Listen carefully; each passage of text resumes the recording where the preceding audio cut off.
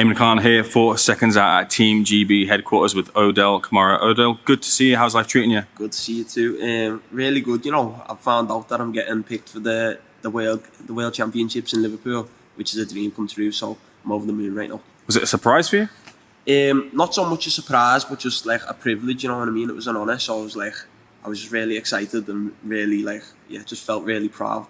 Yeah. I've been talking about pressure with the other fighters that I've interviewed, but more so for yourself, being that it's your hometown, do you feel a bit of weight on your shoulders to perform because it's at your location? I wouldn't say so, no. I think it's just like I'm going to get pushed on even better. I think it feels the same, but with everyone backing me and my family being there, I think I'm just going to perform even better. I've seen, obviously, some fighters who shouted you out. Tony Bellew says you're going to make for a real great fight, and Tasha Jonas obviously had some nice words for you, and you've done some work with her. Just how do you feel getting praise from fighters who are established like Bellew and Jonas? It's unbelievable, to be honest, to even for them to speak my name. You know what I mean? The level they've went to in the world, in the pros and the amateurs. I just hope I can live up to the words and how highly they speak of me.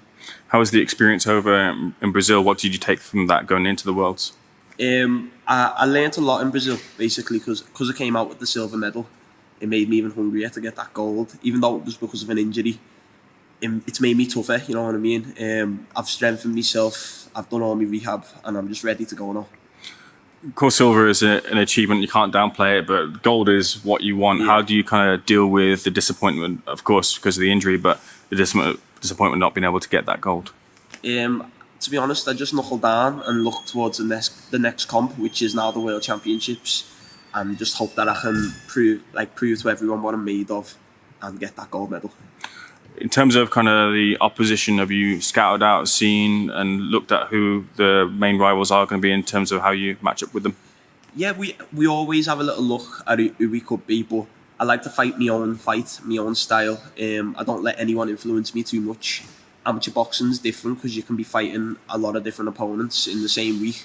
There's no point like studying one specific fighter and then you could end up not even fighting him because someone else can beat you. Do you know what I mean? Mm-hmm. But I don't plan on getting beat. I plan on getting that gold medal. Do you anticipate a rematch with the Japanese Olympian? It could be in the cards, but I don't fear nobody, so I'll be ready for anyone who gets in the ring with me. Is there extra confidence when you pick up victories against those who have medalled before, been in the Olympics, or kind of had achievements that you're looking for? Do you kind of take a lot from those victories?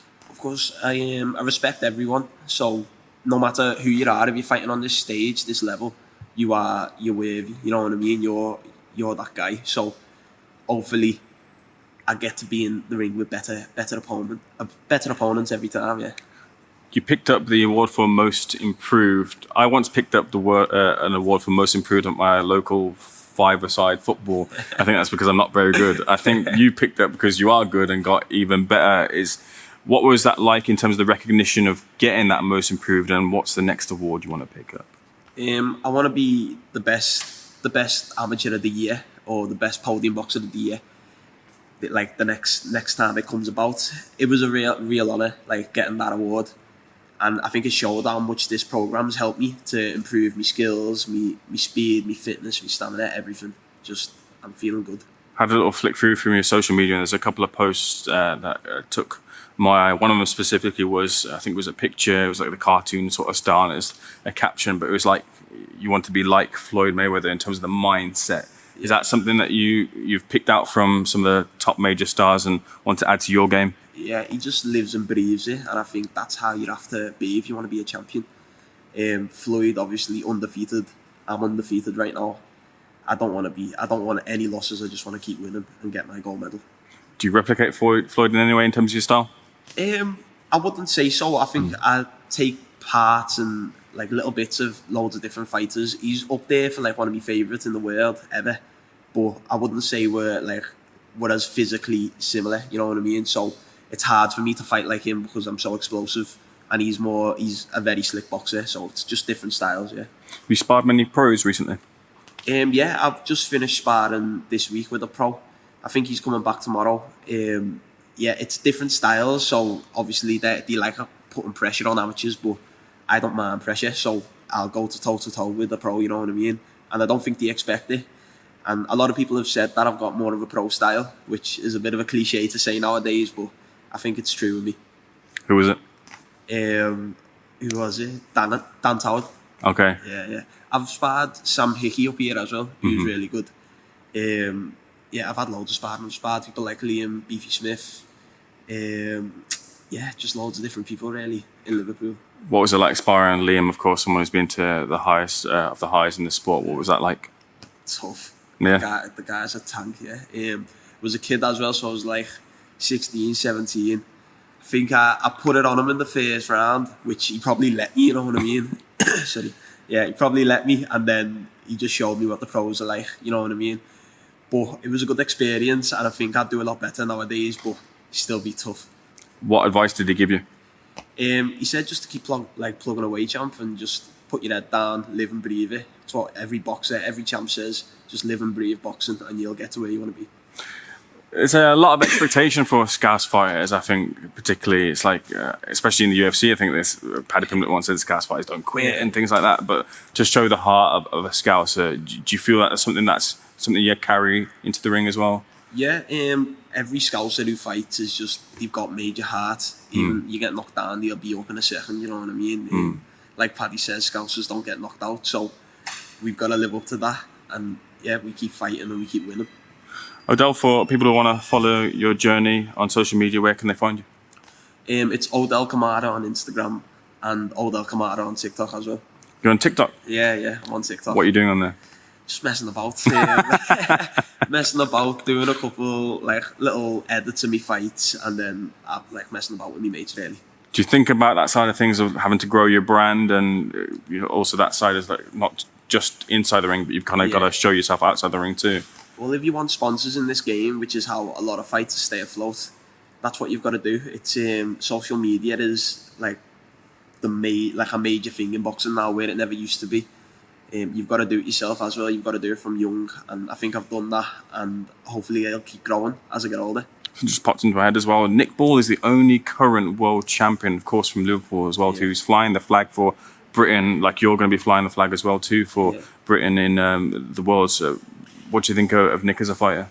I love Nick. He's just a beast. It's all you can describe him as, innit? The wrecking ball. He doesn't stop. And like Tyson Fury said, if he was 6'5", every man would be in trouble. You know what I mean? Are you red or blue? I'm a red. Yeah. What do you think about this season? I reckon we're gonna win everything. The signings we've had, like, it doesn't even feel like my club. We've signed everyone, spent stupid money, but in a good way. Yeah. And I think it's just gonna level the club up so much more. I hope we get Isaac soon. That'd be my dream. Did the loss of Jota hit you hard? Yeah, really hard. It was like, you know, when someone dies and it's not your family member, and it's like it's a celebrity on the telly, you don't feel it, do you? But I felt Jota's death. Like, it was just a tragedy with everything. His mum, his kids, his wife losing him. It's so sad. Which would you say was your first love, football or boxing? Boxing. Well, fighting's always been my love from day one. I've been fighting since I was 3. So yeah, I couldn't put football above that, but I did love football. How do you fight when you're 3? Pardon, what'd you say? How do you fight when you're 3? I done kickboxing. Okay. So I went down the MMA route at first, done kickboxing, jiu-jitsu, stuff like that. And wanted to be UFC champion at one point, yeah. And I still plan on being UFC world champion one day after I unified the super welter belts. So are you doing MMA training alongside this? Before an injury in Brazil, I was doing MMA, doing loads of little bits, just keeping fit really, and just keeping my mind thinking all the time on combat. And I think it can help anyone in any sport. But how does it work? Because Savannah recently did MMA and she came back to boxing, and some people kind of felt that the stance was different and it leads to kind of maybe losing a bit of the boxing side. Are you able to keep your boxing side strong whilst doing the MMA side of things? I'd always say my style is a mixture of freestyle kickboxing with boxing aspects. So I think if I keep doing it, my style's only going to progress, you know what I mean? I think it works well with me. I was just about to say as well too, at 3, I don't think I've got a memory of being 3 at all. What's your earliest memory? The boxing gym? My earliest memory is probably in the kickboxing gym. Wow. Yeah. Kickboxing gym, messing about with my dad. My dad was my first coach, and then a man called Alfie Lewis, who's a legend in Liverpool. Go to anyone in Liverpool, say Alfie Lewis, and they'll know who it is. Yeah, just teaching me and like making me like a serious hombre from a kid. You know what I mean? Serious hombre. A bit of Spanish as well. Yeah, a little bit of Spanish. Nah, I'm not that smart, but yeah. Odel, pleasure speaking to you. Looking forward to seeing you in the ring. Maybe a bit of Spanish flair as well too. Thank you so much for speaking to us. Check us out. All the best in the world as well too. Thanks for that.